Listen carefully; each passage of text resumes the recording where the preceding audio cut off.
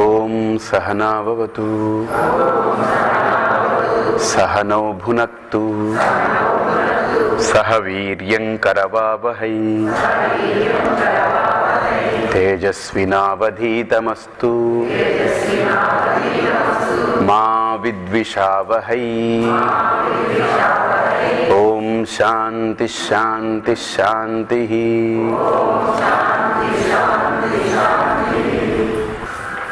బాగా మనం లోతుగా పరిశీలన చేస్తే మొట్టమొదటి శ్లోకంలో ఆయన ఈ జీవకల్పన ఏదైతే ఉందో, ఈ జగత్ ఏదైతే ఉందో, ఇది కేవలం జీవుడి యొక్క కల్పన. దానికి అధిష్టానం ఏమిటి? చైతన్యం. ఈ జగత్ ఏదైతే ఉందో, కల్పించుకున్నటువంటి జగత్ ఏదైతే ఉందో, అది జీవుడి యొక్క కల్పన. దేనివల్ల కల్పించాడు? మనస్సు వల్ల. ఆ మనస్సు ఆత్మ చైతన్యం ఎందే ఆశ్రితం పొందింది, ఆశ్రయమైంది. కాబట్టి చైతన్యం వల్లనే ఈ కల్పన జరిగింది అని మొట్టమొదటి శ్లోకంలో జీవుడి యొక్క కల్పన చెప్పాడు. చెబుతూ సాక్షాత్కురుతే ప్రబోధ సమయే స్వాత్మానమేవాద్వయం నిజాంతర్గతం అన్నారనమాట. అంటే అర్థం ఏంటనంటే, ఈ జీవుడంటే ఎవరయ్యా అనంటే, నేను అనేటువంటి వాడు కాదు జీవుడు, దానికి అధిష్టానమైనటువంటి ఆత్మ చైతన్యమే నిజమైనటువంటి త్వం పదార్థము అని మొట్టమొదటి శ్లోకంలో త్వం పదార్థ శోధన చేశారు. త్వం అనేటువంటి పదార్థం. రెండో శ్లోకానికి వచ్చేటప్పటికి, సరే ఈ జగత్ అంటే జీవకల్పన జగత్ ఇది, మరి 24 తత్వాలతో కూడుకున్నటువంటి ప్రకృతి ఉంది కదా, మరి ప్రకృతి ఎవడు కల్పించాడు? నేను కాదు కదా. ఎందుకంటే ఈ శరీరమే నేను కల్పించలేదు. ఇందులో 24 తత్వాలు ఉన్నాయి. పంచ ప్రాణాలు, పంచ జ్ఞానేంద్రియాలు, పంచ కర్మేంద్రియాలు, పంచభూతాలు, మనోబుద్ధి చిత్త అహంకారం అనబడేటువంటి 4, మొత్తం కలిపి 24 తత్వాలతో కూడుకున్నటువంటి ఈ దేహం. అలాంటిది ఎన్నో దేహాలు, అలాంటిది ప్రకృతి. 24 తత్వాలతో కూడుకుని ప్రకృతిని ఎవరు కల్పించారు? అలాగనే 24 తత్వాలతో కూడుకున్నటువంటి శరీరం కూడా నిజంగా ఉందా? నిజంగా 24 తత్వాలు ఉన్నాయా అని బాగా విచారణ చేస్తే ఇవన్నీ కూడా ఈ క్షణంలో ఉన్నట్టుగా అనిపిస్తుంది, మరో క్షణం మారిపోతూ ఉంది. తాత్కాలికం. ఏదైతే తాత్కాలికమో అది అసత్యం. అసత్యం అంటే క్షణక్షణం మారిపోతూ ఉంటుంది, తాత్కాలికం. కాబట్టి కనిపించే దేహం అలాగనే ఉందా? తల్లి గర్భంలోకి ఎంటర్ అయినప్పుడు ఎలా ఉందో అలా ఉందా? తల్లి గర్భం నుంచి వచ్చినప్పుడు ఒకలా ఉంది, తల్లి గర్భంలోకి ఎంటర్ అయినప్పుడు ఒకలా ఉంది. వచ్చిన తర్వాత ఈ భూమి మీద గడిపే కొద్దీ ప్రతిరోజు ఎదిగే కొద్దీ ఒక్కో మార్పులు చెందుతూ ఉంది. ఆఖరికి ఏమైపోయింది? ఇది 6 వికారాలకు లోనైంది. 24 తత్వాలు ఏంటి? అస్థి, జాయతే, వర్ధతే, విపరిణమతే, అపక్షీయతే, వినశ్యతి ఇది షడ్భావ వికారాః. 6 వికారాలు.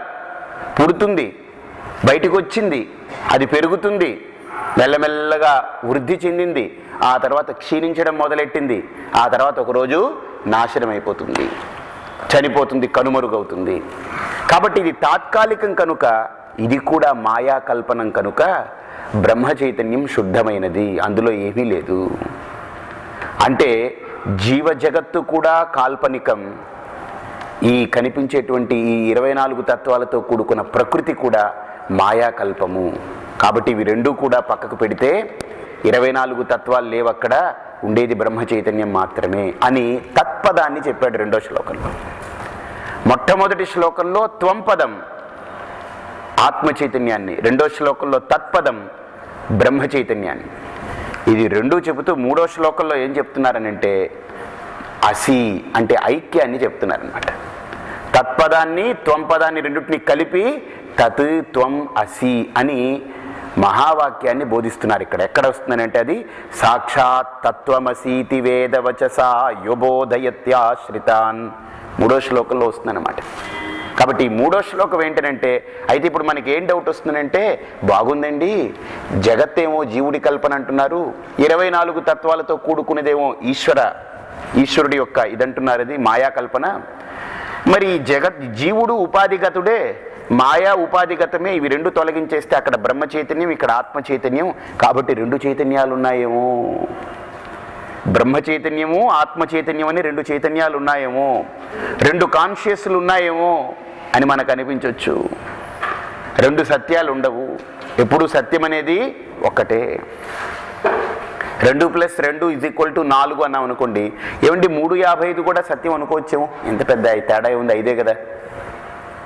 3:59.00009 అన్నా కూడా అదేంటది? అసత్యమే. 4.001 అన్నా కూడా అసత్యమే. 4 అనేదే సత్యం, ఒక్కటే సత్యం అనేది ఏకమై ఉంటుంది. సత్యం అనేది రెండవది అవ్వడానికి లేదు. రెండు ఉంటే అది సత్యాలు కావు. కాబట్టి ఇక్కడ ఆత్మ చైతన్యము బ్రహ్మ చైతన్యం అని రెండు చైతన్యాలు లేవు. మరి ఎందుకు ఆ పేర్లు ఆత్మ బ్రహ్మ అని ఎందుకు పెట్టారు అనంటే ఉపాధి వల్ల. అంటే ఈ శరీరము నాకు హద్దు అనుకోవడం వల్ల ఇందులో ఉండేదాన్ని ఆత్మ చైతన్యం అని, మిగతా బయట ఉండేదంతా బ్రహ్మ చైతన్యం అని మనం అనుకుంటున్నాం. ఈ ఉపాధి తొలగితే అదే మనకు రమణ మహర్షి కూడా అదే అంటారు, ఈశ జీవయోర్ వేషధీభిదా సత్స్వభావతో వస్తు కేవలం. కాబట్టి ఆ వాక్యాన్ని ఇక్కడ శంకరులు చాలా అద్భుతంగా 3వ శ్లోకంలో మన ముందు ఉంచుతున్నారు. అది మనం చూస్తాం. జీవ బ్రహ్మ ఐక్య తత్వాన్ని ఇక్కడ మనకు చెప్తున్నారు అన్నమాట. యస్యైవ స్ఫురణం సదాత్మకం అసత్కల్పార్థకం భాసతే సాక్షాత్ తత్వమసీతి వేదవచసా యో బోధయత్యాశ్రితాన్ యస్సాక్షాత్కరణాద్ భవేన్న పునరావృత్తిర్భవాంభోనిధౌ తస్మై శ్రీ గురుమూర్తయే నమ ఇదం శ్రీ దక్షిణామూర్తయే. ఇక్కడ బాగా ఆలోచించండి. మనకు ముందు శ్లోకంలో 24 తత్వాలు చెప్పారు. ఆ 24 తత్వాలు ఎలా వచ్చాయి అనంటే మాయా ఉపాధి వల్ల బ్రహ్మ చైతన్యంలో మహత్తత్వం అనేది, కాలము అనేది, జీవుడు అనేది పుట్టారు. మనకు సైన్స్ కూడా చాలా అద్భుతంగా ఒక మాట చెప్తుంది. ఈ లోకం అంటే ఏమిటనంటే nothing but time, space and substance, objects. Substance and objects, దేశము, కాలము, వస్తువులు, ఇంతే. ఇక్కడ ప్రకృతి అంటే ఇంకోటి లేదు. అంటే ఇప్పుడు బాగా ఆలోచించండి, ఈ మూడిటిని కూడా రెండుగా మనం కుదించేస్తాం. ఏంటనంటే వస్తువులు ఉన్నాయి చూసారా, ఈ వస్తువులు అనేవి దేశంలో భాగాలేవి, దేశంలో భాగాలే. అంతేకాదు ఈ వస్తువులు కాలంలో పుడుతున్నాయి, కాలంలో నశిస్తున్నాయి. కాబట్టి దేశ కాలాల్లోనే ఈ వస్తువులు పుడుతున్నాయి, నశిస్తున్నాయి. కాబట్టి ఇప్పుడు వస్తువుల్ని తీసేసి మనం రెండుగా చేసుకుందాం, దేశము, కాలము. ఇప్పుడు బాగా ఆలోచించండి. మనం నిద్రపోయాం అనుకోండి, ఇంత కనిపించినటువంటి జగత్ ఏదైతే ఉందో ఇదంతా ఏమైపోతుంది? ఏమైపోతుంది ఈ జగత్తు నిద్రలో? అవ్యాకృతం, అంటే అన్మానిఫెస్టెడ్ ఫామ్లోకి వెళ్ళిపోతుంది. అంటే ఇదంతా కూడా ఇంకా లేదంతే. మళ్ళీ ఎప్పుడు వ్యాకృతం అవుతుంది? ప్రబోధ సమయే. మళ్ళీ లేస్తున్నప్పుడు, మళ్ళీ మేలుకోగానే ఇవన్నీ లేస్తున్నాయి. అంటే ఈ దేశము, వస్తువులు అనేటువంటిది పడుకున్నప్పుడు పడిపోతుంది, లేస్తున్నప్పుడు మళ్ళీ లేస్తున్నాయి. కాలము అనేది ఒక్కసారి బాగా ఆలోచించండి. మనం నిద్రపోవడానికి ముందు అనుకుంటాం 9 గంటలకల్లా పడుకోవాలండి అని. 9 అయింది పడుకుంటే బాగుంటుందని. 9 అయింది పడుకుంటే బాగుంటుందని భావించిన మీరు కళ్ళు మూసుకుంటున్నారే తప్ప నిద్రపోవట్లేదు. వన్స్ నిద్ర అంటూ మనం నిద్రలోకి ప్రవేశిస్తున్నప్పుడు టైం ఎవడన్నా గుర్తుపెట్టుకోండి. కుదురుతుందే? నిజంగా టైముని గుర్తుపెట్టుకుంటూ పడుకోవాలంటే ఇంక నిద్రే పోడువాడు. ఎందుకని ఇప్పుడు 9 పడుకుంటాం అనుకుని వెంటనే పడుకోడు కదా. వినండి, నిద్రపోయిన తర్వాత ఈ కాలం ఏమైపోయింది? ఇది కూడా పడిపోయింది. మళ్ళీ ఏమండి నేను 5 గంటలకు లేచానండి అంటాం. నిజంగా నిద్ర మేలుకున్నప్పుడు 5 కాదండి, ఇంకా ముందే లేచిపోయి ఉంటాం. స్ఫురణ వచ్చింది 5ంటికి వచ్చి ఉంటుంది. అర్థమైందా? కాబట్టి కాలం కూడా పడిపోతుంది, కాలం కూడా లేస్తుంది. ఎప్పుడు? నిద్రలో కాలం పడిపోయింది, మళ్ళీ మేలుకున్నప్పుడు కాలం లేస్తుంది. కాబట్టి నా నిద్రలో నా స్వానుభవం ఏంటనంటే దేశకాల వస్తుగతమైనటువంటి మూడు కూడా ఈ తత్వాలు నాలో పడిపోతున్నాయి, మళ్ళీ నేను మేలుకున్నప్పుడు మళ్ళీ లేస్తున్నాయి. అంటే అవ్యాకృతమైపోతుంది, మళ్ళీ వ్యాకృతమైపోతుంది. బాగా ఆలోచించండి. ఈ దేశకాల వస్తువులోనే మొత్తం ఇమిడిపోయిందండి. మీ శరీరం కూడా అంతే పడిపోతుందా లేదా? నిద్రలో 24 తత్వాలు పడిపోతున్నాయి. ప్రాణం తీసుకుంటున్నాము, ప్రాణం లేకపోతే మనం బ్రతకం. కానీ నిద్రలో మనం ప్రాణం తీసుకుంటున్నట్టు ఉందా? మనకు ఏమీ లేదు. శరీరం అలా పడుంది, ప్రాణం ఆడుతుంది అంతే. మనకేమైనా సంబంధం ఉందా? లేదు. కాబట్టి ఒక్కటి ఆలోచించండి, ప్రాణము నేను కాదు, శరీరము నేను కాదు, మనోబుద్ధులు నేను కాదు, ఈ దేశకాల వస్తువులు నేను కాను. మరి ఇవేవీ నేను కానప్పుడు, మరి ఇవన్నీ వ్యాకృతమవుతుంది మేలుకున్నప్పుడు, పడుకున్నప్పుడు పడిపోతున్నాయనంటే ఒక్కటి గుర్తుపెట్టుకోండి, మరి మేలుకున్నప్పుడు వీటన్నిటికీ సత్తాస్ఫూర్తి ఎవరిస్తున్నారు? ఇప్పుడు ఒక్కటి, నేను లేచాను, లేవగానే లోపల ఏం జరుగుతుందంటే అహంకృతి, లోపల అహంకారం లేస్తుంది, నేను అనే అహంకారం లేస్తుంది. అది లేచిన వెంటనే ఏమవుతుందనంటే పక్కన అమ్మ, నాన్న, భార్య, భర్త, పిల్లలు, ఇళ్ళు, డబ్బు, ఇవన్నీ భావాలు కదండి, దేశకాల వస్తువులు ఇవన్నీ అందులో అంతర్గతమైనవి. ఇవన్నీ లేస్తుందన్నమాట. బాగా చూడండి, అన్నీ ఒకసారిగా వ్యాకృతమవుతుంది. ఎలా ఉంది అని అంటే చాలా గొప్ప ఎగ్జాంపుల్ చెప్తారనమాట. అవ్యాకృతం వ్యాకృతం ఎలా అవుతుందని అంటే, మనం చీరల కొట్టుకు వెళ్ళాం అనుకోండి, చీరల షాప్కి. అక్కడ ఏమండి, నాకు బెనారస్ సిల్క్ మంచి బుట్టాలు గిట్టాలు బాగా ఉన్నటువంటిది మంచి ఇది జరీ చీర చూపించండి అని అంటాం అనుకోండి. వాడేం చేస్తుంటే ఒక చీర మడత పెట్టి ఉంటుంది, దాన్ని చూపిస్తాడు, దాన్ని బయటికి తీస్తాడు, విప్పండి అని అంటాం. వాడు విప్పుతాడు, విప్పితే ఇవన్నీ బుట్టాలు గిట్టాలు జరీలు గిరీలు అన్నీ చూస్తాం మనం. మళ్ళీ అంతా అయిపోయిన తర్వాత మడతెట్టాడు అనుకోండి, ఇవన్నీ కూడా ఏమైపోతున్నాయి? అవ్యాకృతం, లోపల ఉండిపోతున్నాయి, కనిపించట్లేదు. మళ్ళీ వాడు ఇలా విప్పి పడేస్తే మళ్ళీ అన్నీ బయటకు వస్తున్నాయి, వ్యాకృతం. ఇది కూడా అలానే జరుగుతుంది. రాత్రి అయ్యేటప్పటికి అన్నింటినీ మడతెట్టి పెట్టేస్తున్నాం, ఉదయం అవగానే విప్పుకొని కూర్చుంటున్నాం, వ్యాపారం చేస్తున్నాం. అంతేనా? ఎంత క్లీన్గా చూడండి ఇది. మరి ఈ బయటికన్నీ భావాలన్నీ, దేశకాల వస్తు అధీనమైనటువంటి భావాలన్నీ లోపల వెలుగుతున్నాయి కదా, ప్రకాశిస్తున్నాయి. ఇప్పుడు సపోజ్ నాకు భార్య గుర్తుకొచ్చింది, వెంటనే భార్య లోపల ప్రకాశిస్తుందా లేదా? స్ఫురిస్తుందా? భర్త గుర్తుకొచ్చాడనుకోండి, భర్త స్ఫురిస్తున్నాడా లేదా? పిల్లలు, ఏది మనకు స్ఫురిస్తే అవన్నీ లోపల ప్రకాశిస్తున్నాయి.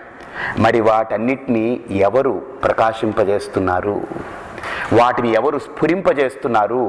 వాటికి సత్తాస్ఫూర్తిని ఎవరిస్తున్నారు? నిజంగా ఇక్కడ బయట లోపల భార్య అనేది గుర్తుంటేనే బయట భార్యగా గుర్తిస్తాం. అంతేనా? నిజం చెప్పండి. లోపల ఆవిడ నాకు భార్య, ఇప్పుడు సపోజ్ ఎవడో బుర్ర మీద ఒక దెబ్బ కొట్టాడు, అన్నీ మర్చిపోయాం అనుకోండి, ఎదురుగుండా భార్య కనిపించి నువ్వెవరు అంటాం. అంటే ఏంటి? లోపల ఉంటేనే బయట గుర్తిస్తాము, లోపల లేకపోతే బయట గుర్తించలేము. అందుకనే ఇదిగో ఒక విగ్రహాన్ని చూపించి, ఒక రాతి విగ్రహాన్ని, ఇది దేవుడు అని మనం నమస్కరిస్తున్నాం అనుకోండి, దేవుడు ఎక్కడున్నాడండి? రాయిలో ఉన్నాడా? ఎక్కడున్నాడు? లోపల ఉన్నాడు. అందుకనే ఒక ముస్లింకి అది దేవుడు కాదు, ఎందుకని వాడికి లోపల అది చూడంగానే దేవుడు కలగట్లేదు. కాబట్టి ఒక క్రైస్తవుడికి అందుకనే వాళ్ళు దీన్ని ఖండిస్తారనమాట. కానీ ఒక హిందువు ఆ వెంకటేశ్వర స్వామి 6 అడుగుల విగ్రహం రాయి దగ్గరికి వెళ్ళి దండం పెట్టాడంటే అసలు వెంకటేశ్వర స్వామి ఎక్కడ స్ఫురిస్తున్నాడు? నిజాంతర్గతం. కానీ లోపలున్న వెంకటేశ్వర స్వామిని మనం చూడడం మర్చిపోయి ఇంత ఖర్చు పెట్టుకుని అక్కడికి వెళ్ళి నానాయాతన పడి ప్రయత్నం చేస్తున్నాం. అసలు ఇక్కడ లేకపోతే అక్కడ కనపడ్డు కదా. కాబట్టి ఇక్కడ కనిపిస్తేనే అక్కడ ఉంది. చూడండి, అక్కడ దగ్గరికి వెళ్ళేంత వరకు కళ్ళు తెరుచుకుని గోవిందా గోవిందా అని అరుస్తాడు. అక్కడికి వెళ్ళగానే కళ్ళు మూస్తాడు. ఎందుకని? వృత్తిర్భవాంబోనిదౌ.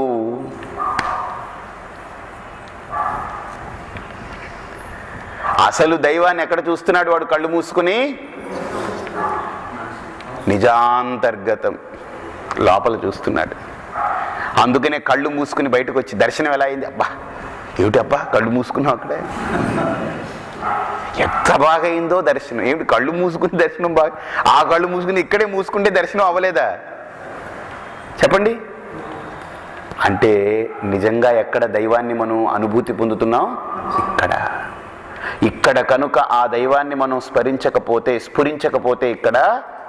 అక్కడ మనకు కనపడదు. అది కేవలం రాయిలానే కనిపిస్తుంది.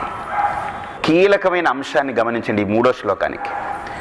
నేను మేలుకున్న తర్వాత వృత్తులన్నీ లేస్తున్నాయి. భార్య, భర్త, పిల్లలు, ఇదిగో దేశం, ఇది ఇది ఇది అది ఇది అని అన్ని వృత్తులు లేస్తున్నాయి. దాన్ని బట్టి నేను వ్యవహారం చేస్తున్నాను కదా. ఒకటి గుర్తుపెట్టుకోండి, ఆ వృత్తులన్నిటికీ సత్తా స్ఫూర్తి ఎవరిస్తున్నారు? ఎవరు ఆ సత్తా స్ఫూర్తి ఇచ్చేది? అందుకని ఇక్కడ శంకరులు యస్యైవ స్ఫురణం సదాత్మకం అసత్కల్పార్థకం భాసతే. బాగా చూడండి, లోపల భార్య అనే ఒక రూపం నాకు వచ్చింది కదా. నా భార్య అనుకున్నప్పుడు ఆ భార్య యొక్క రూపం నాకు లోపల స్ఫురిస్తుంది. నా భర్త అనుకున్నప్పుడు లోపల భర్త యొక్క రూపం స్ఫురిస్తుంది. డబ్బు అనుకున్నప్పుడు ఆ డబ్బు రూపం స్ఫురిస్తుంది.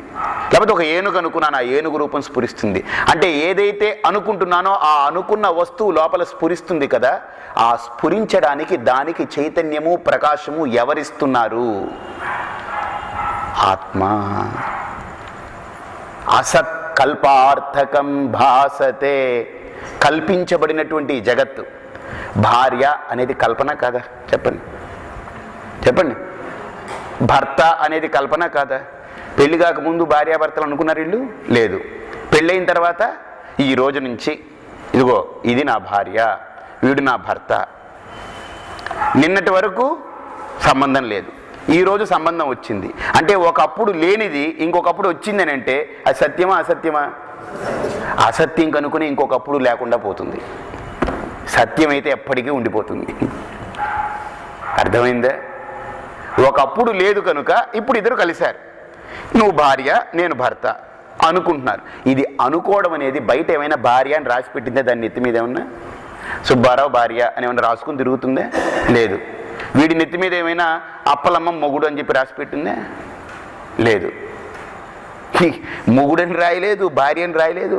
మరి ఏమిటో ఎలా అనుకుంటున్నారు? ఏంటంటే నా భార్య అండి ఆవిడ అనుకుంటున్నాను. అదేంటిది నా భార్య ఆవిడ అంటే ఏంటి? భార్య అనేది ఏమిటి? భావన.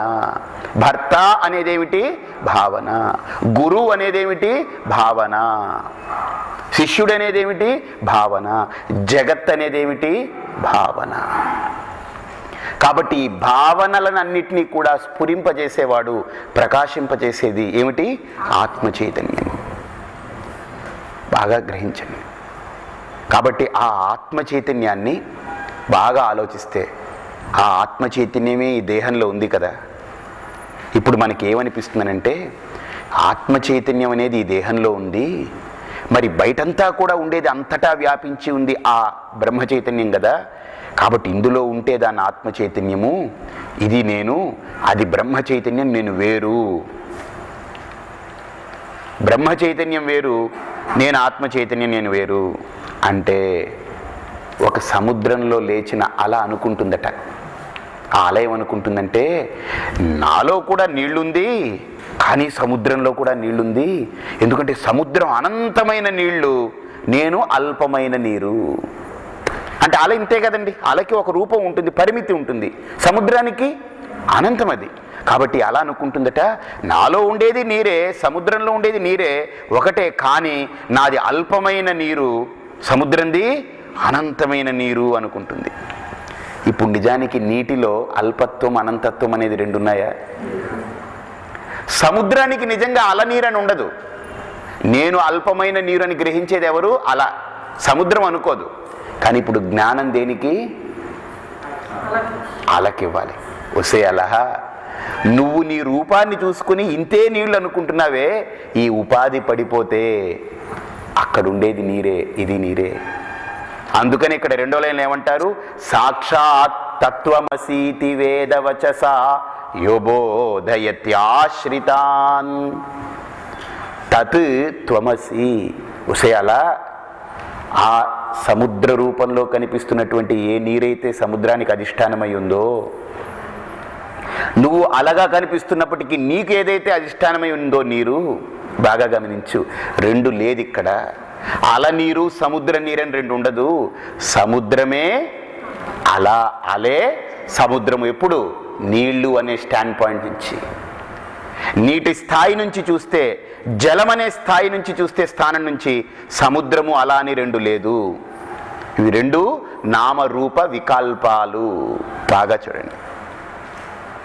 అలాగని ఇక్కడ నేనేమనుకున్నానంటే, నేను అల్పుణ్ణి, అల్ప చైతన్యం నాది ఆత్మ చైతన్యం, కానీ ఇదంతా అనంతమై ఉన్నటువంటిది బ్రహ్మ చైతన్యం అని మనం భావిస్తుంటే, ఇక్కడ మనకు ఉపనిషత్తు అంటుంది, ఒరే పిచ్చివాడా, నేను అల్పుణ్ణని ఎందుకు అనుకుంటున్నావు? ఈ దేహాన్ని అహద్దుగా భావిస్తున్నాం కనుక. నాకు ఈ సృష్టికి మధ్యలో గోడ ఏమిటి? ఈ చర్మం. ఈ చర్మం లోపల ఉండేదంతా నేను, చర్మం బయట ఉండేదంతా సృష్టి అని మనం భావిస్తున్నాం. చర్మం లోపల ఉండేదంతా ఆత్మ చైతన్యం, చర్మం బయట ఉండేదంతా బ్రహ్మ చైతన్యం అని. ఓరి పిచ్చివాడ, మధ్యలో ఈ చర్మం ఏమిటి చెప్పండి? అదేంటది? ఇది ప్రకృతిలో భాగమేనా? చతుర్వింశతి తత్వమేనా? ఇందులో ఉండే మాంసము, పిండము, ఎముకలు అన్నీ కూడా చతుర్వింశతి తత్వాలేనా? మరి అవన్నీ ఏమిటి? కల్పనలు. అవి కూడా బ్రహ్మ చైతన్యమే. కాబట్టి ఇప్పుడు హద్దుగా భావించే ఈ చతుర్వింశతి తత్వం కూడా కలగా తీసి పడేశాం. ఇక్కడ మనకు ఒక ఉపదేశం అందుతుంది. ఏంటనంటే, ఈ శరీరం కూడా బ్రహ్మ చైతన్యమే. శరీరం కూడా బ్రహ్మ చైతన్యమే. అందుకనే మనకు ఉపనిషత్తులో ఒక మాట అంటారనమాట. మొట్టమొదట దీన్ని అన్నమయం కాదు, ప్రాణమయం కాదు, విజ్ఞానమయం కాదు, ఆనందమయం కాదు, మనోమయం కాదని తీసి పాడేస్తాడు కదా.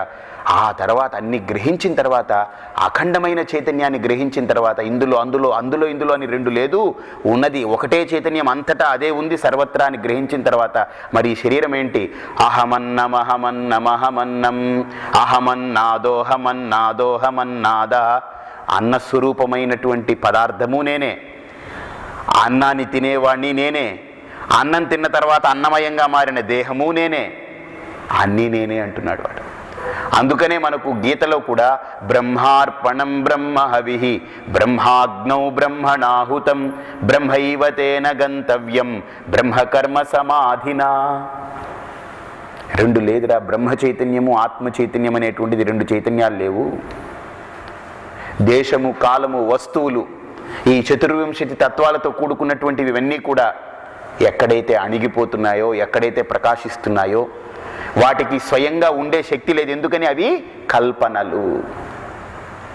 మీలో భార్య అనేటువంటిది అలా స్ఫురణ ఉందనుకోండి, లోపల ఉన్నటువంటి భార్య వల్ల మీరు బ్రతుకుతున్నారా, లేకపోతే మీ వల్ల భార్య స్ఫురిస్తుందా? చెప్పండి చెప్పండి. భార్య అనే భావన ఉందనుకోండి, ఆ భార్య వల్ల మీరు స్ఫురింపబడుతున్నారా, లేకపోతే మీ వల్ల భార్య అనే భావన స్ఫురింపబడుతుందా? అది. భర్త అనే భావన మీ వల్ల స్ఫురింపబడుతుందా, లేకపోతే భర్త వల్ల మీరు స్ఫురింపబడుతున్నారా ఆ భావన వల్ల? అది. ఏ భావనలైనా మన వల్లే స్ఫురింపబడుతున్నాయి.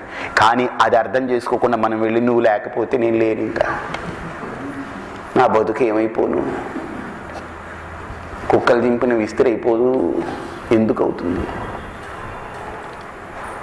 ఎవరు లేకపోయినా ఎవరికి ఏమీ కాదు. మీరు లేకపోతేనే అన్నీ పోయినట్టే. అర్థమవుతుందా మీకు ఇప్పుడు ఎంత స్థాయిలో వేదాంతం మాట్లాడుతుంది? ఈ లోకంలో ఏది, ప్రతిదీ కూడా చలములే, నిశ్చలమైనది నేనే. నిశ్చల తత్వం అది. అందుకనే సత్సంగత్వే నిస్సంగత్వం, నిస్సంగత్వే నిర్మోహత్వం, నిర్మోహత్వే నిశ్చలతత్వం, నిశ్చలతత్వే జీవన్ముక్తి. ఆ నిశ్చలమైన తత్వం ఏదైతే ఉందో ఆ ఆత్మ చైతన్యం దగ్గర నిలబడితేనే మోక్షము. అదే ముక్తి స్వరూపం. అది. మిగతావన్నీ కూడా చలితములే, చలించిపోయేవే. కాబట్టి ఈవెన్ నా శరీరం కూడా గుర్తుపెట్టుకోండి, మనం దేనికి ముఖ్యత్వం ఇస్తున్నాము అంటే అసత్కల్పనలకే మనం ముఖ్యత్వం ఇస్తున్నాం. బహిర్గతం అవుతున్నాం, బహిర్ముఖులం అవుతున్నాం. బహిరంగంగా మనం ఇంద్రియాల ద్వారా బయటికి వెళ్ళిపోతున్నాం.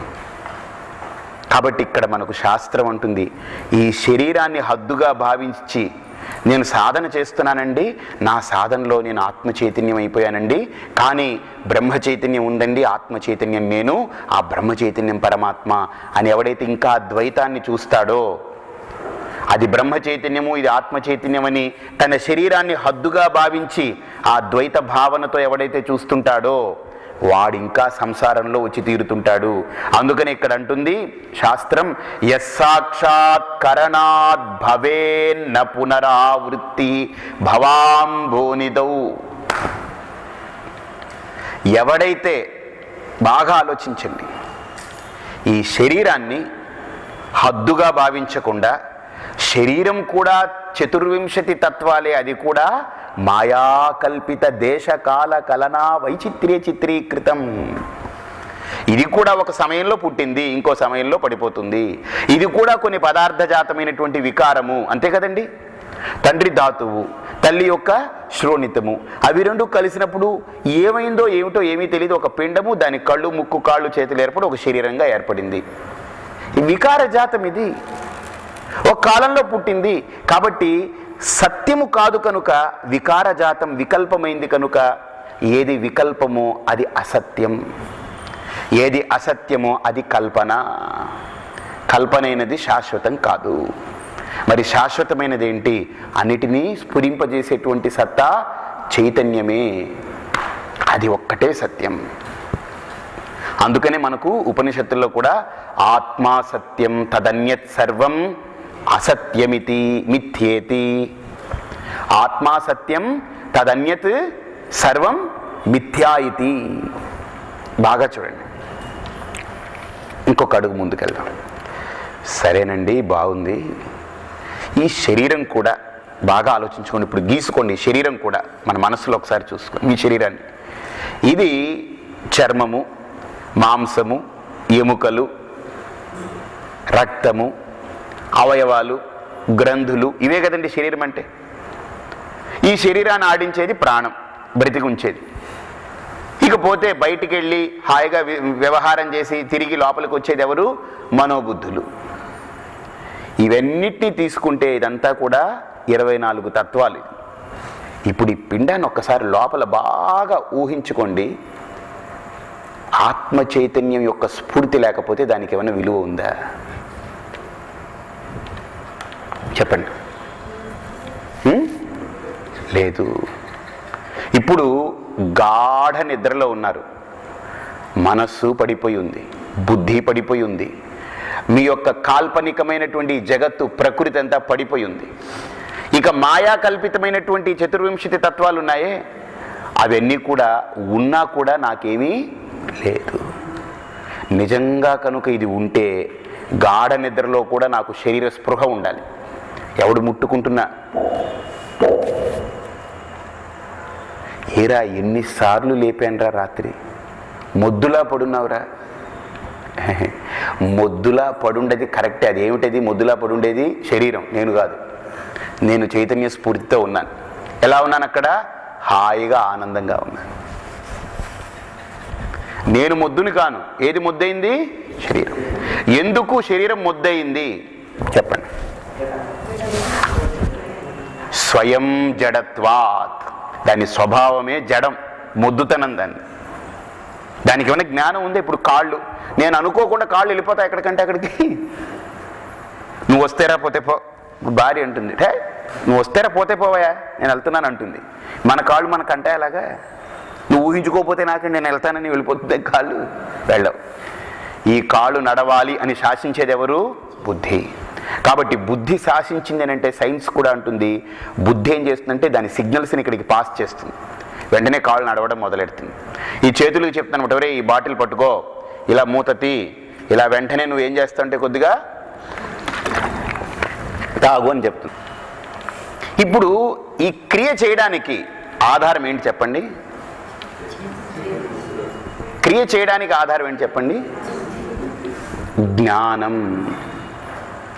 అర్థమైందా?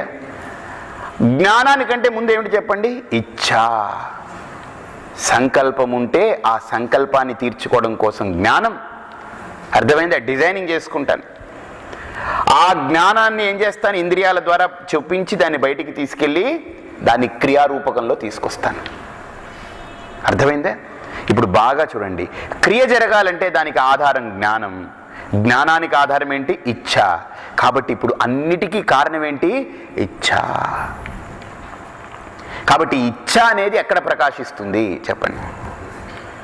ఇచ్ఛ అనేది ఎక్కడ కలగాలి? మనసులో కలగాలి. అర్థమైందా? ఇచ్చ అనేది మనసులో కలగాలి. ఇప్పుడు మీకు ఒక మంచి ఎగ్జాంపుల్ చెప్తాను. నాకు వేడి నీళ్లు కావాలి. వేడి నీళ్లు కావాలంటే ఏం చేస్తున్నాం? పొయ్యి వెలిగించి అందులో నీళ్లు పోస్తున్నామా?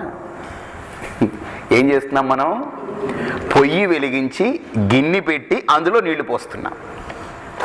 ఇప్పుడు ఏమవుతుంది? ఆ అగ్ని దేన్ని కాలుస్తుంది చెప్పండి? గిన్నెని. గిన్నెని కాల్చినప్పుడు ఆ వేడికి నీళ్లు కూడా ఏమైపోతున్నాయి? వేడెక్కుతున్నాయి. అదే జరుగుతుంది ఇక్కడ కూడా. ఇప్పుడు నేను ఏదైనా ఒకటి కోరుకున్నాను అంటే కోరుకోవడం అనేది ఎక్కడ జరుగుతుంది? మనస్సు అనే పాత్ర, అందులో కోరిక అనే నీళ్లు. ఇప్పుడు పెడితే ఏమైంది?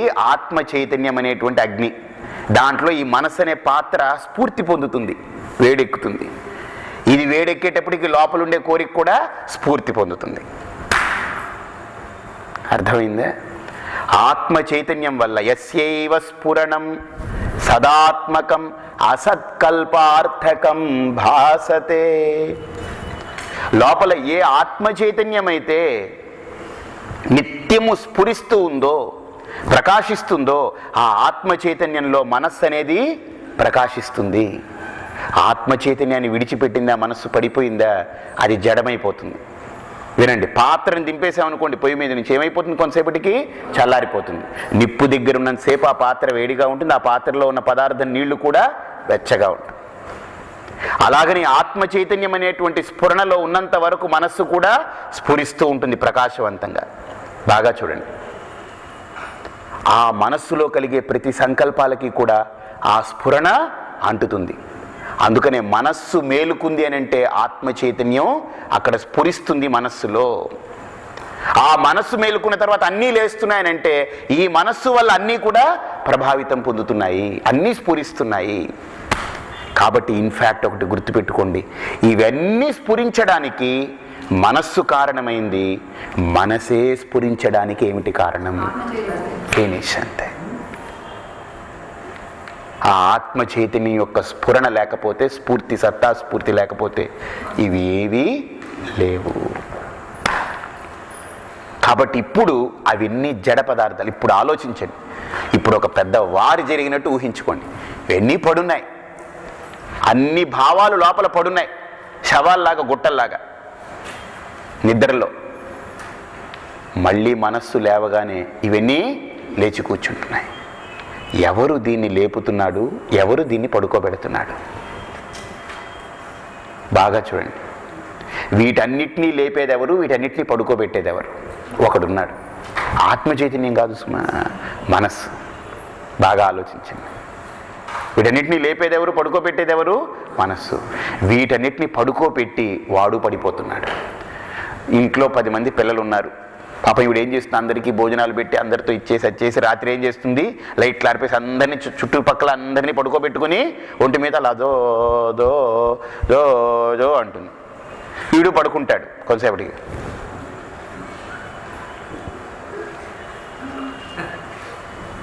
ఈవిడేం చేస్తుంది? చూస్తుంది. చూసి వీడు పడుకోగానే మెల్లగా తీసి పక్కన పెట్టేసి ఆవిడ కూడా మళ్ళీ ఈవిడ ఉదయం అవ్వగానే మాతాజీ లేస్తుంది పైకి. లేచి అన్నీ సర్దుకుని అందరినీ గడప్ గడప్ లేచిపోతుంది. బాగా చూడండి. ఇలాగనే లోపల మనస్సు అనే మాతాజీ కూడా ఏం చేస్తుంది? అన్ని వృత్తులు అలాగ ఉపశమనం అయిపోయిన తర్వాత, పడిపోయిన తర్వాత ఆ మనస్సు అనేది కూడా పడిపోతుంది. మనస్సు మళ్ళీ మేలుకున్నప్పుడు ఇవన్నిటినీ లేపుతుంది. కానీ వాటికి స్ఫూర్తినిచ్చేది మనసే అయినా అసలు మనస్సుకు స్ఫూర్తినిచ్చేది ఎవరు? ఆత్మచైతన్యం. ఇప్పుడు ఒక పాయింట్ చెప్తున్నాను. ఇప్పుడు ఒక విషయం మిమ్మల్ని అడుగుతాను. మనస్సు పడిపోయి లేస్తున్నట్టు ఈ ఆత్మచైతన్యం ఏమైనా పడిపోయి లేస్తుందా? అసలు మనస్సు పడిపోతుంది, లేస్తుందని ఎప్పుడు తెలుస్తుంది మనకు చెప్పండి? మేలుకున్నప్పుడు గుర్తిస్తున్నా, అబ్బా ఇంతసేపు మనం పడిపోయి ఉన్నాం, ఇప్పుడు లేచామని. అంటే పడిపోయి ఉన్నాము అని అంటే అక్కడ మనస్సు పడిపోయి ఉందే కానీ నేను పడిపోలేదు. ఎందుకని అక్కడ ఎలా ఉన్నావయ్యా పడిపోయినప్పుడు, మనసు పడిపోయినప్పుడు ఎలా ఉంది నీకు?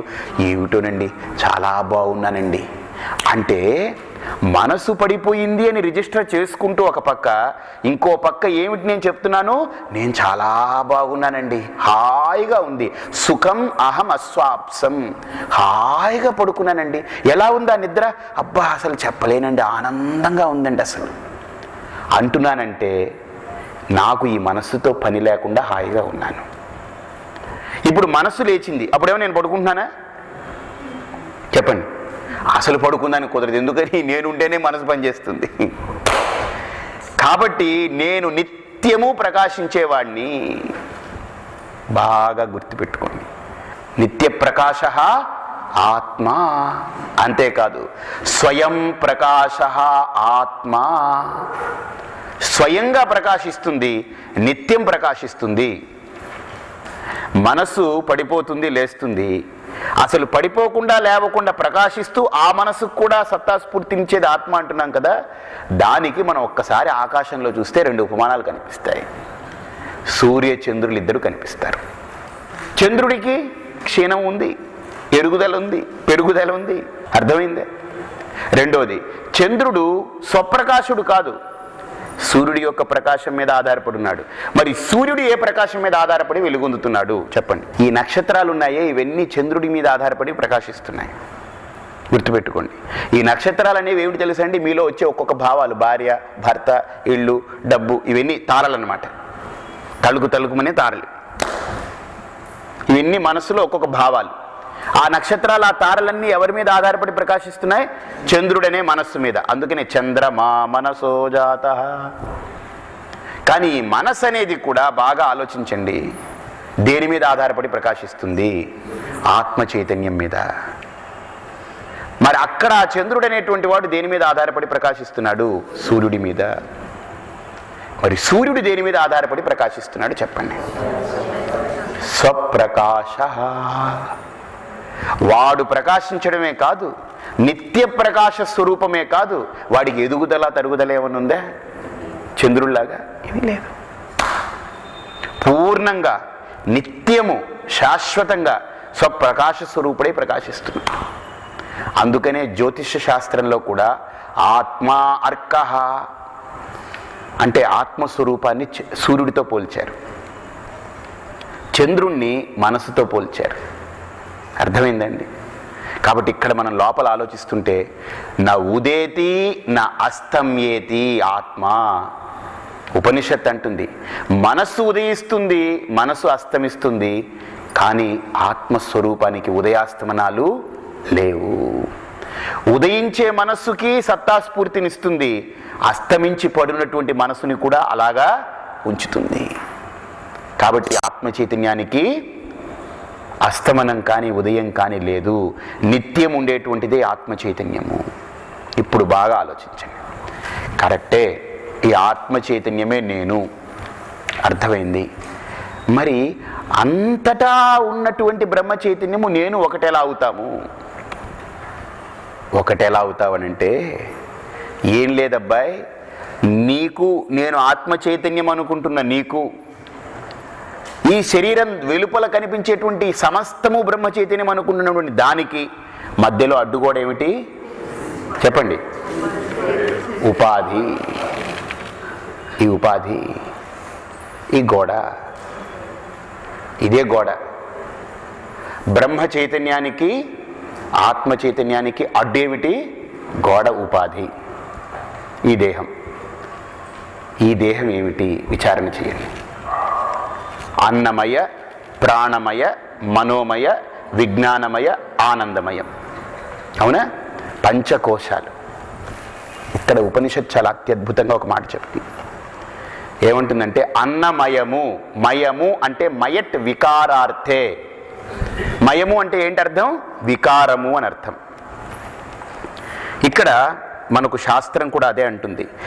దేహేంద్రియ మనోబుద్ధి ప్రాణాహంకార సంహతౌ ఆత్మ సంకలనాత్ అగ్నైః ఆత్మత్వం ప్రతిపాద్యతే. అద్భుతమైనటువంటి శ్లోకం మానసోల్లాస వార్తికంలో. దానికి ఏమంటారంటే ఆయన ఉపమానం కూడా చాలా అద్భుతమైన ఉపమానం ఇస్తారు. వహ్నిధీహి కాష్టలోహాదౌ వహ్ని సంకలనాదివ. ఒక ఇనప ముద్ద తీసుకొచ్చారు, అయఫ్ పిండం, ఇనప ముద్ద తీసుకొచ్చి దాన్ని నిప్పులో పడేశారనుకోండి. ఓ 5-6 గంటలు బాగా కాలిందనుకోండి, దాన్ని బయటికి తీశారనుకోండి. ఇప్పుడు దూరం నుంచి చూస్తే దాన్ని ఇనప ముద్ద అంటారా, ఏమంటారు? ఫైర్ బాల్ అంటారా? Fire ball. It is no more అయఫ్ పిండం, ఇంకా ఐరన్ బాల్ కాదు అది. అదేంటిది? Fire ball. ఏంటంటే బాబు, నిప్పు బంతి ఇలా ఉంది ఏంటి, ఇలా రౌండ్గా నిప్పు ఇంతలా ఉంది. ఇప్పుడు అది నిజానికి అదేమిటది? ఇనుప బంతి. ఇప్పుడు నిప్పులో బాగా కాలిపోయిన తర్వాత ఏమైపోయింది? ఎర్రగా, నిప్పు ఎలా ఉంది అలా ఎర్రదనం వచ్చింది, ప్రకాశం వచ్చింది, ముట్టుకుంటే వేడి. అంటే దానికి స్వతహాగా లేనటువంటి ప్రకాశత్వం, స్వతహాగా లేనటువంటి ఉష్ణత్వం రెండూ కూడా అది పొందిందని అంటే దానికి కారణం ఏంటి? అగ్ని. ఇప్పుడు ఎంతసేపు ఉంటుంది? బాగా చూడండి, కొంతసేపు ఉంటుంది. మళ్ళీ అది పూర్తిగా పోయిన తర్వాత ఏమైపోతుంది? దాని స్వభావం బయటపడుతుంది.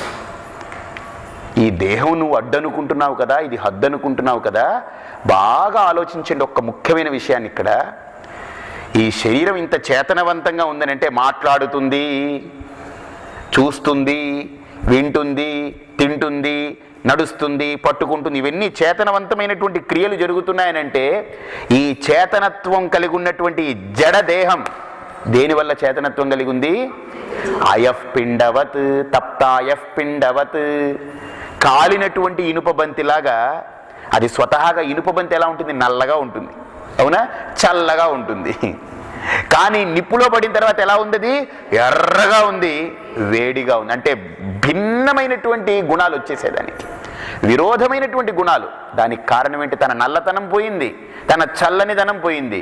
ఇప్పుడు ఎర్రగా ప్రకాశించే తత్వం వచ్చింది, ఉష్ణత్వము వచ్చింది. దానికి కానటువంటి గుణం దేనివల్ల వచ్చింది? అగ్ని యొక్క సంయోగం వలన. అలాగనే నువ్వు అనుకుంటున్నటువంటి దేహేంద్రియ మనోబుద్ధులు ఈ సంఘాతం ఏదైతే ఉందో ఇది ఒక బంతి. ఇది ఎందుకు ఇలా చేతనవంతంగా కనిపిస్తుందని అంటే ఆత్మ చైతన్యం ఇందులో ప్రకాశింపజేయడం వల్ల. ఆత్మ చైతన్యం వల్ల ఇదంతా కూడా చేతనవంతంగా ఉంది. ఈ దేహం గనుక పక్కకు తప్పుకుంటే ఆత్మ చైతన్యం నుంచి ఏమైపోతుంది? పనికిరాదు. అయితే ఇప్పుడు ఒక ప్రశ్న వేద్దాం. అయితేనండి ఇక్కడ 3 ఉన్నట్టున్నాయండి. ఇప్పుడు డౌట్ వచ్చింది మనకు. ఏమిటి? 3 ఉన్నట్టున్నాయి స్వామీజీ ఇక్కడ. ఏంటనంటే ఆత్మ చైతన్యం నేను, బ్రహ్మ చైతన్యం ఒకటి ఉంది, ఈ శరీరం ఒకటి ఉంది. ఇప్పుడు అర్థమైపోయింది. పిచ్చివాడా, అసలు బ్రహ్మ చైతన్యం ఆత్మ చైతన్యం రెండే లేదు, ఉండేది ఒకటి అన్నప్పుడు మళ్ళీ దేహం ఎందుకురా మళ్ళీ వచ్చింది మీకు? ఇది కూడా అసత్కల్పార్థకం, అసత్కల్పన ఇది, ఈ దేహం కూడా. కాబట్టి ఇది రెండు లేదు ఇక్కడ, అసత్కల్పన. బాగా ఆలోచించండి, ఒక్కసారి లోపలికి వెళ్ళి ఒక్కసారి స్ఫురణ చూడండి. అసత్కల్పన మాత్రమే ఈ దేహేంద్రియ మనోబుద్ధులు అనేటువంటి ఈ కార్యకరణ సంఘాతం అంతా కూడా అసత్కల్పన ఇది. మరి అసత్కల్పన ఎప్పుడు అసత్యంగా కనిపిస్తుంది? నిద్రా సమయే. నిద్రలో దీనికి ఉనికి ఏమనుందా? లేదు. మేలుకున్నప్పుడు దీనికి ఉనికి ఉందంటే దాని దేనివల్ల ఉనికి వచ్చింది? ఆత్మ చైతన్యం వల్ల. లేకపోతే ఆ ఇనప బంతిలాగా పడి ఉంటుంది. ఆత్మ చైతన్యం వలన దీంట్లో స్ఫురణ వచ్చింది.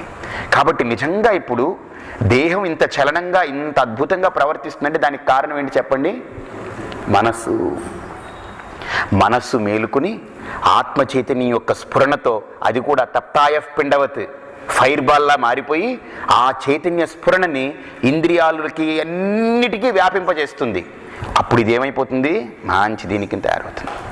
ఇక్కడ అజ్ఞానంతో మనం ఏమనుకుంటున్నామంటే నేను అంటే ఈ దేహమే నేను అని భ్రమపడుతున్నాం. ఇక్కడ అదే అంటున్నారన్నమాట.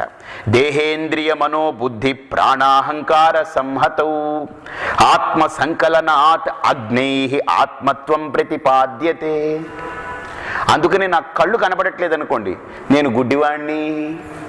ఆ నేను అనేది ఆత్మ చైతన్యం. గుడ్డితనం దేనికి ఉంది? కంటికి. ఇప్పుడు ఈ ఆత్మ చైతన్యం యొక్క స్ఫురణ వల్ల గుడ్డితనం కూడా ప్రకాశింపబడుతుంది. నేను గుడ్డివాణ్ణి అంటే అక్కడ ప్రకాశం ఉన్నట్టే కదండి. చెప్పండి. ఇప్పుడు ఒకటి ఇక్కడ చిమ్మ చీకటిగా ఉందనుకోండి, ఏముండో ఇక్కడ చీకటిగా ఉంది నాకేం కనిపించట్లేదంటే ఆ చీకటిని వీడు చూస్తున్నాడంటే వీడికి వెలుగుందా లేదా? వెలుగుంది కనుకనే చీకటిని కూడా చూస్తున్నాడు. ఇక్కడ వెలుతురుంది అన్నాడంటే వీడికి వెలుతురుంది కనుకనే.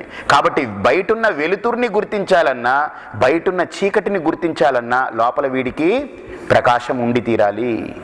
లోపల వీడు ప్రకాశ స్వరూపుడు అయ్యుంటే అప్పుడు బయట చీకటిని వెలుతురుని రెండింటినీ కూడా గుర్తించగలడు. బాగా చూడండి. అలాగనే నేను గుడ్డివాణ్ణి అన్నానంటే నాకు లోపల జ్యోతి ఉంది. నా కళ్ళు కనిపిస్తున్నాయి అన్నానంటే నాకు లోపల జ్యోతి ఉంది. కాబట్టి ఆత్మ జ్యోతి స్వరూపం నేను. ఆ జ్యోతి స్వరూపమే ప్రకాశించే నాకు గుడ్డితనము లేదు. కళ్ళు కనపడుతుంది అన్నది ఇంద్రియం యొక్క గుణమే కానీ ఇంద్రియ ధర్మమే కానీ ఆత్మధర్మం కాదు. కాబట్టి ఎవరైతే ఈ శరీరాన్ని దేహేంద్రియ మనోబుద్ధుల్ని ఎవడైతే అర్థం చేసుకుని అసత్ కల్పేషు భావేషు జడేషు క్షణనాశిషు అస్తిత్వం చ ప్రకాశత్వం నిత్యాత్ సంక్రామతీశ్వరాత్, ఎవరైతే అసత్కల్పనలైనటువంటి భావాలలో ఏ ఆత్మచైతన్యం స్ఫురించడం వల్ల సత్యంగా భాషిస్తుందో ఆ అస్తిత్వం కానీ ప్రకాశత్వం కానీ అది ఆత్మచైతన్యానిది అని గుర్తించిన వాడికి పునరావృత్తిర్భవాంబోనిదో, వాడు మళ్ళీ ఈ భవ అంబుది అంటే ఈ సంసారంలో పడడు. వాడికి మళ్ళీ యద్గత్వానని వర్తంతే తద్ధామపరమం మమ, అక్కడికి మోక్షాన్ని పొందుతాడు. ఆ ఉపదేశాన్ని తత్వమసి అనే మహావాక్యాన్ని ఉపదేశం చేసి నన్ను కూడా ఆ పరమాత్మ స్వరూపాన్ని బ్రహ్మ చైతన్యమే నేను, ఆత్మ చైతన్యము బ్రహ్మ చైతన్యమైనటువంటి అఖండమైనటువంటి ఏక చైతన్యమే నేనని బోధించే ఆ దక్షిణామూర్తికి నా నమస్కారములు. తస్మై శ్రీ గురుమూర్తయే నమ ఇదం శ్రీ దక్షిణామూర్తయే. బాగుందండి, చాలా బాగుంది స్వామీజీ. మరి ఇక్కడ నాకు డౌట్ వస్తుందండి. కళ్ళు చూస్తుంది, ముక్కు వాసన పీలుస్తుంది, చెవులు వింటున్నాయి, నోరు మాట్లాడుతుంది. మరి మాట్లాడే గుణం, మాట్లాడే ధర్మం నోటికి, చూసే ధర్మం కంటికి, ఇవన్నీ ఉన్నాయి కదా. మరి ఆత్మ చైతన్యం ఒకటే అయితే ఇన్ని రకాలుగా ఎలా బయటకు వస్తుంది? ఒక్కటిగానే ఉండాలి కదా. అది ఎదురు చూడటమైనా చూడాలి, లేకపోతే వినడమైనా వినాలి, లేకపోతే మాట్లాడటమైనా మాట్లాడాలి. ఇన్ని క్రియలు చేస్తుంది ఆత్మ చైతన్యం? చేయదు. మరి ఆత్మ చైతన్యానికి ఏది లేదంటున్నారు, అది ఒకటే అంటున్నారు. మరి ఇన్ని క్రియలు జరుగుతున్నాయి కదా. అంటే ఈ క్రియలు జరిగేది దేని యొక్క ధర్మం? ఇంద్రియ ధర్మాలవి. హరి ఓం తత్సత్.